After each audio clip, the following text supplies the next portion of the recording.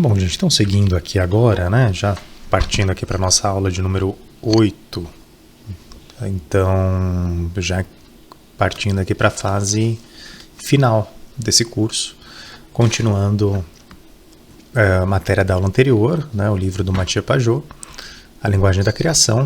No bloco anterior a gente falou sobre o simbolismo do céu e da terra e acabamos ocupando de fato a aula inteira para falar disso, porque é a estrutura principal, e agora nessa próxima aula a gente vai tratar de uma outra dicotomia, de uma outra polaridade simbólica, que é a polaridade espaço e tempo, tá? Pelo menos são esses os nomes que o Mathieu Pajot dá para esses dois lados fundamentais dessa grande quaternidade simbólica. Então a gente tem o céu acima, a terra abaixo, o espaço à direita e o tempo à esquerda.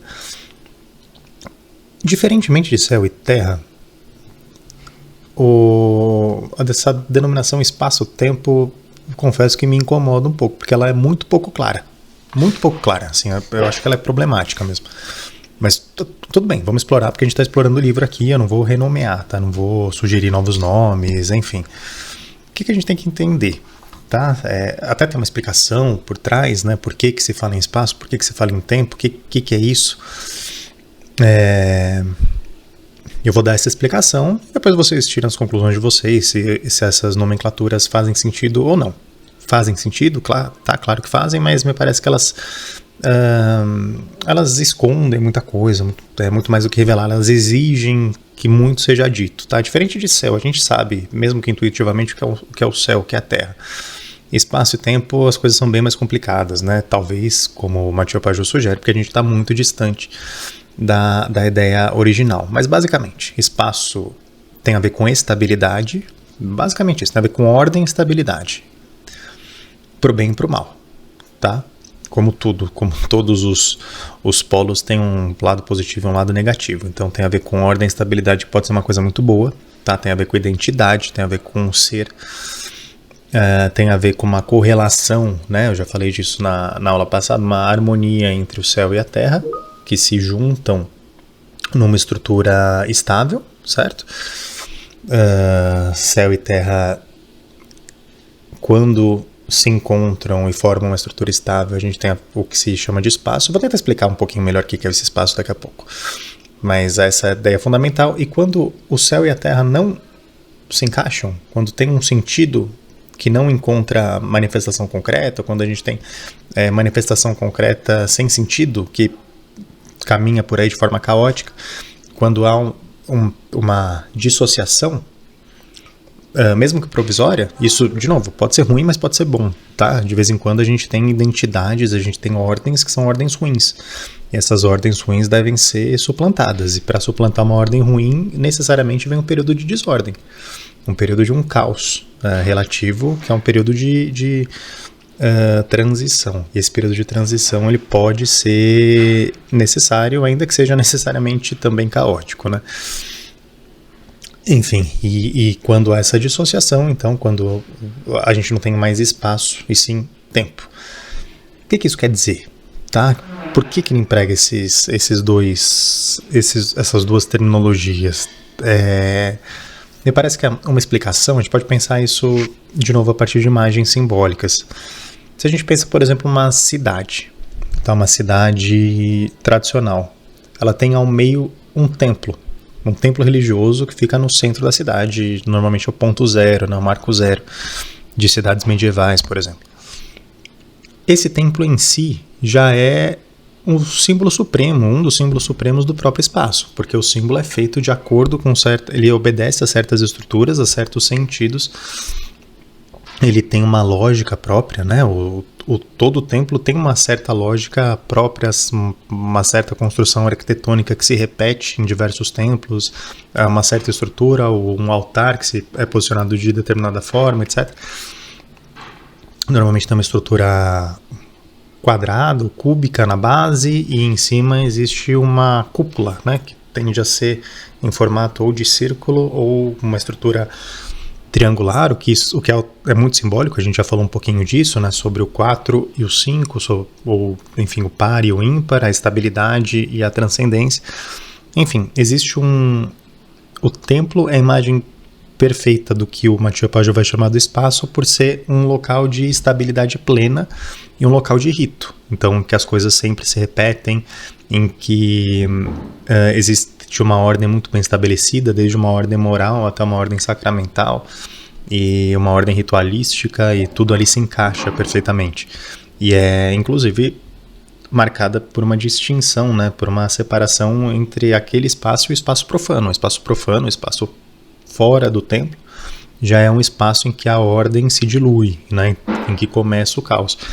Mas mesmo assim, numa cidade, e tudo isso percebam que é um espaço, né? O templo é um espaço delimitado. E é por isso que o Matthieu Pajot vai falar em espaço. Da mesma forma, uma cidade, ainda que não seja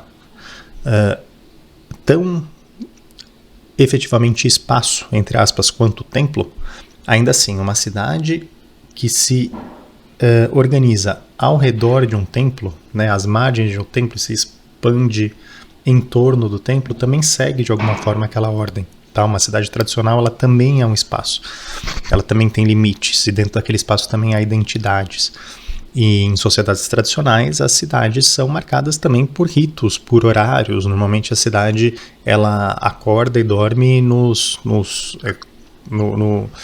obedecendo aos sinos da igreja, aos badalares que marcam o horário do despertar, o horário do anoitecer. As famílias têm suas profissões muito bem estabelecidas, as pessoas têm sua identidade muito marcada, são reconhecidas por aquela identidade. Não há muito espaço para fluidez, a não ser em momentos específicos do ano, o que também segue uma ordem muito bem estabelecida, e a não ser algumas personagens específicas, né? Se a gente pensar no reino, por exemplo, tem o bobo da corte, né? Tem um palhaço, tem a pessoa cuja função é tirar sarro, é trazer uma licença humorística, é trazer um elemento de crítica, de questionamento, de estranheza, né? Então, mas tudo isso ainda se coloca dentro daquele espaço, né? Aquele espaço fixo. O tempo, por outro lado, a gente pode pensar mesmo na sucessão temporal, como a sucessão temporal em si mesma leva a mudanças sucessivas e implica instabilidade em vez de estabilidade, implica dissolução, implica mudança, implica crescimento, mas também implica decréscimo, implica morte no final das contas, implica mudança constante, né? O tempo, segundo Matthieu Pajot, é uma força que se opõe à estabilidade. E a gente pode pensar nisso também simbolicamente indo para o Gênesis, né, bíblico, que é a base aqui de todo o livro do Pajot. O Jardim do Éden, se a gente pensar nessa mesma lógica, é um espaço, né, um espaço harmônico, é um espaço ordenado, é um espaço em que a natureza é cuidadosamente moldada por uma inteligência superior. Não se trata da natureza pura, da natureza caótica, mas sim de uma natureza ordenada, como é próprio de um jardim. O jardim, além de ser um local em que a natureza é ordenada por uma inteligência, ou seja, a terra é ordenada pelo céu, então existe obviamente essa comunhão muito clara, ao mesmo tempo é um local em que os limites são muito bem estabelecidos. E a gente ainda pode acrescentar nessa imagem do Gênesis bíblico, do Jardim do Éden, em que há uma estrutura simbólica muito clara, com uma árvore, que é a árvore da vida que fica ao centro, e há 4 rios, né? Há 4 braços, a gente pode dizer, e essa é a imagem perfeita da estabilidade, né? O número 4, no sentido dos 4 rios, e uma árvore, que é a árvore da vida, que liga céu e terra, e esse é o jardim. Só que o jardim, ele traz em si, né? E esse é o mistério, tá? O jardim traz em si, assim como uma cidade traz em si o bobo da corte, né? Um reino traz em si o bobo da corte, e o ano traz em si o carnaval, ou seja, existe esse elemento do estranho, né? Da dúvida, do questionamento, dentro do seio da própria ordem, e isso é uma ordem superior, porque engloba em si mesma essa possibilidade de diversidade, tem espaço para isso. o tempo tem um espaço dentro do espaço, a gente poderia dizer. No Jardim do Éden, esse elemento é trazido pela serpente. E há um simbolismo riquíssimo em relação à serpente, porque, em primeiro lugar, né, eu disse para vocês, o espaço, a ordem, tem a ver com a união entre céu e terra. A união entre céu e terra significa que a terra se eleva e que o céu desce. E ela se encontra no meio do caminho, e é isso o que, em última análise, é a missão do ser humano no plano individual, e é isso também a missão do ser humano no plano coletivo, né? As sociedades humanas, elas são tanto mais ideais quanto melhor esse encaixe se dá, tá? Agora a serpente, ela tem o primeiro elemento. Ela é a tal ponto dissociada do céu que ela não chega nem perto da estatura do ser humano que se ergue sobre os dois pés, né? E o ser humano é uma figura eminentemente vertical. Um animal mamífero, né? Um animal quadrúpede, é um animal que se ergue sobre 4 patas. É um animal horizontal, já não tem nem perto da dignidade do homem. A serpente é ainda mais baixa do que um animal quadrúpede porque ela não se ergue sobre 4 patas, mas ela simplesmente rasteja. Ou seja, a primeira intuição simbólica que a gente pode ter aqui é que a serpente, ela é a terra sem o céu. Ela é a imagem da terra em si mesma dissociada do céu. Segundo, a serpente, o próprio movimento dela, além desse elemento terreno, ela tem um movimento que é de oscilações constantes, de fluxo, né? A serpente é um animal que rasteja não em linha reta, mas rasteja de forma serpentina, né? A gente até usa essa palavra, né? A gente fala de movimentos serpentinos que tem a ver com esses movimentos oscilantes. E além disso, uma camada adicional ainda de simbolismo, a cobra é um animal cuja pele se renova sempre. Ela perde a pele e a pele renasce, perde e renasce, ou seja, é a própria imagem do tempo, que varre o que é velho e traz o novo. Varre o que é velho e traz o novo. Varre o que é velho e traz o novo, para o bem ou para o mal. É justamente isso o que a serpente, então, oferece, seduz, porque o tempo é extremamente sedutor, porque se a gente está isso a gente, enfim, é a nossa experiência muito comum na vida cotidiana.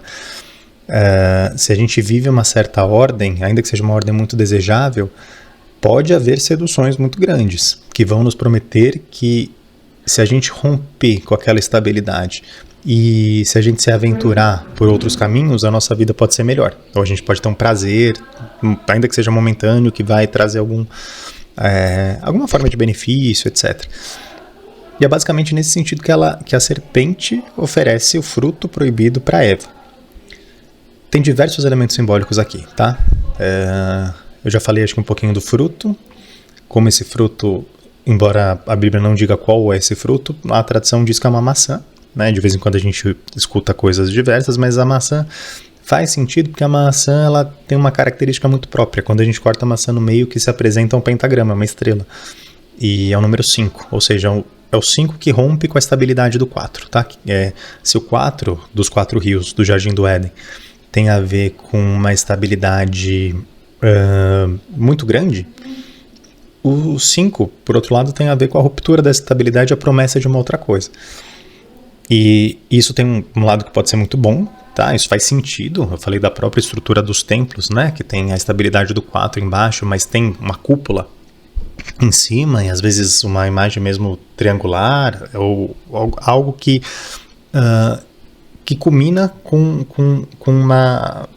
uma unidade superior. Então é o ímpar, né? O pentagrama é um ímpar que rompe com a estabilidade talvez monótona do par. Então tem um lado bom nisso, tá? A mística tem a ver com isso, com o rompimento de privações, é uma elevação para o reino da absoluta liberdade, a gente pode dizer.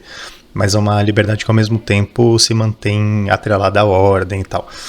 Agora, quando esse pentagrama é invertido, e me parece aqui ser claramente isso que acontece, né? A serpente é um animal que rasteja, e da mesma forma, obviamente, um fruto oferecido pela serpente não poderia apontar para cima e sim apontar para baixo.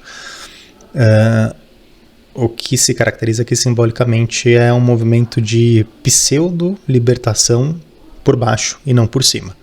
Tá, então a gente já tem um primeiro elemento aqui. Segundo, a serpente oferecida à mulher, tá? E eu já falei aqui algumas vezes que o feminino, aqui essa mulher tem a ver com o feminino, né? Muito mais do que com uma mulher concreta, porque homens e mulheres têm o feminino e o masculino dentro de si. Eu já falei disso quando eu tratei do Jung, mas isso também aparece aqui nas leituras mais tradicionais, né? É muito complicado a gente cair em dicotomias homem e mulher que são muito reducionistas. Existem sim o feminino e o masculino. Quando se diz biblicamente que a Eva foi criada da costela de Adão, há uma sugestão muito forte do que é o feminino, porque se a gente pensa num homem, né, cuja característica é ser um ser que se ergue sobre suas duas pernas e, portanto, se mantém em posição vertical. A costela é justamente um ponto, ou enfim, a gente pode pensar na costela como uma linha, uma sucessão de linhas horizontais que cortam, né, que atravessam a coluna vertical.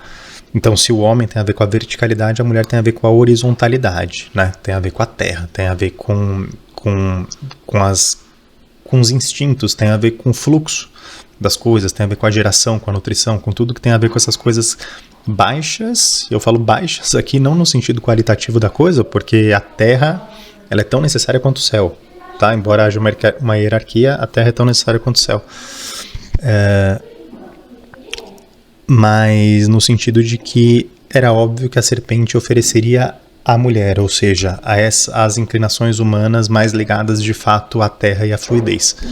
E a mulher concorda, e a mulher aceita, e o homem depois também aceita, e o que se segue é a nudez. O que é a nudez? Outro ponto aqui importante. Para o Mathieu Pajot, ele trata disso no livro, e nos próximos blocos eu vou explorar um pouquinho mais esse tema. A roupa tem a ver com espaço. A roupa tem a ver com espaço nesse sentido que ele emprega do termo espaço, tá? A roupa tem a ver com identidade, tá? A roupa tem a ver com uma união entre céu e terra. E a gente pode pensar, por exemplo, num profissional, que a partir do momento que um advogado, por exemplo, se espera do advogado que ele se vista com terno e gravata, né? Se espera de um médico que se vista com a roupa branca de médico, etc. Aquela roupa já denota em si uma certa identidade, uma estabilidade, e é esperado daquela pessoa que se comporte liturgicamente, até a gente poderia dizer, tal como, essa expressão é relativamente comum, tal como a liturgia do cargo exige. Ou seja, num espaço ordenado, a roupa implica identidade, implica estabilidade, implica previsibilidade. A nudez, pelo contrário,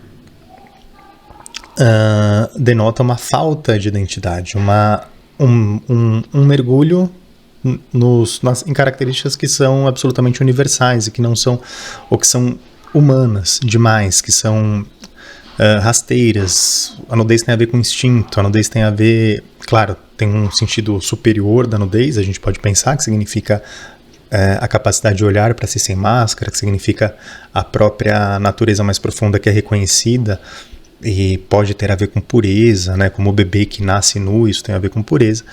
Mas a nudez, como mera ausência de roupas, significa basicamente uma perda da identidade que havia.